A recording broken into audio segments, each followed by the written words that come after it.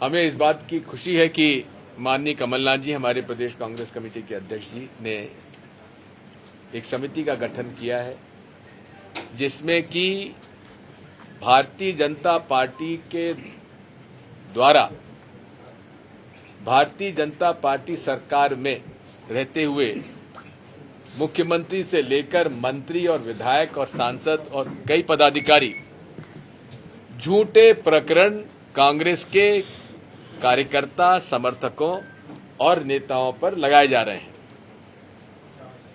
जबकि हमारे शिकायत पर कोई काम एक्शन नहीं हो रहा है।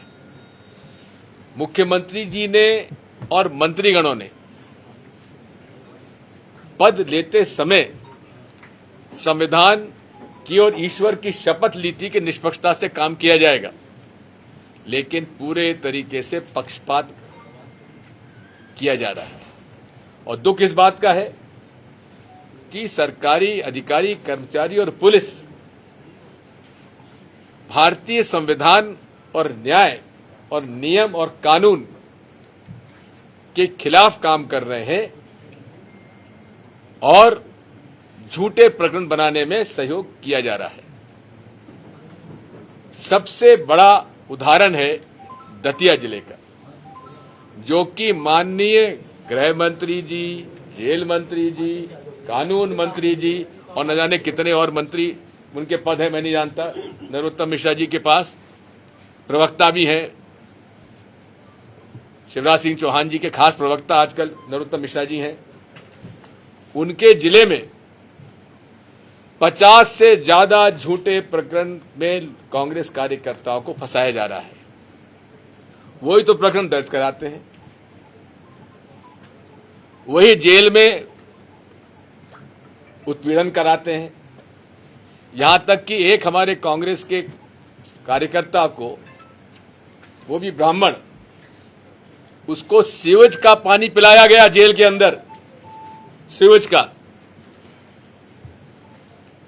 और जमानतें नहीं हो पाती। लॉ मिनिस्टर है, हम इस पर किसी का वो नहीं कह रहे हैं कि जुडिशरी को इन्होंने उनके प्रभाव में है, मैंने ये कह रहा, लेकिन उसके बावजूद भी जमानत क्यों नहीं हो पा रही? क्या कारण है कि हाईकोर्ट में भी केवल एक ही जज साहब के पास हमारी बेल प्रकरण हमारे पास जाते हैं? इन सब बातों को लेकर इस समिति ने तय किया है कि तहसील स्तर के revenue cases, civil cases, criminal cases, Bharatiya Janata party सरकार और प्रशासन ने, पुलिस ने जो झूठे प्रकरण हमारे कांग्रेस के कार्यकर्ता और नेताओं के खिलाफ लगाए गए हैं, उनके बारे में कमलनाथ जी के नेतृत्व में एक डेलीगेशन मुख्यमंत्री से जाके मिलेगा, जिसमें सबसे पहले हम दतिया जिले के सारे प्रकरण तैयार करेंगे।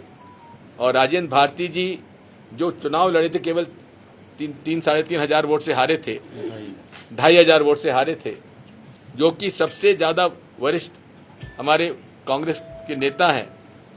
और 1977 में इनके पिता और हम लोग साथ में एमएलए बने थे, श्याम सुंदर श्याम जी। इनके पूरे परिवार पर झूठे प्रकरण और ऐसे प्रकरण बना दिए कि जिनसे उनकी मुलाकात नहीं, उनसे शिकायत करके उनके ऊपर केस लगा दिया, जेल भेज दिया, जमानत नहीं होनी, बड़ी मुश्किल से जमानत करवाई। दतिया जिले के केसेस को इकट्ठा करके माननीय मुख्यमंत्री शिवराज सिंह चौहान जी के पास जाकर कमलनाथ जी के नेतृत्व में सारे दतिया जिले के उत्पीड़ित परिवार को हम इकट्ठे करेंगे, ले जाएंगे। और उसके बाद कमलनाथ जी से हम अनुरोध करेंगे कि जितने भी कांग्रेस के कार्यकर्ताओं को, नेताओं के खिलाफ प्रकरण हुए हैं, सागर संभाग में, चंबल संभाग में, ग्वालियर संभाग में, पब्लिक मीटिंग हम वहां करेंगे। और जमीन की लड़ाई नरोत्तम मिश्रा जी और भाजपा और उन सारे अधिकारी कर्मचारी जो कि गुलाम की तरह काम कर रहे हैं नरोत्तम मिश्रा जी के, उनके खिलाफ लड़ाई लड़ी जाएगी।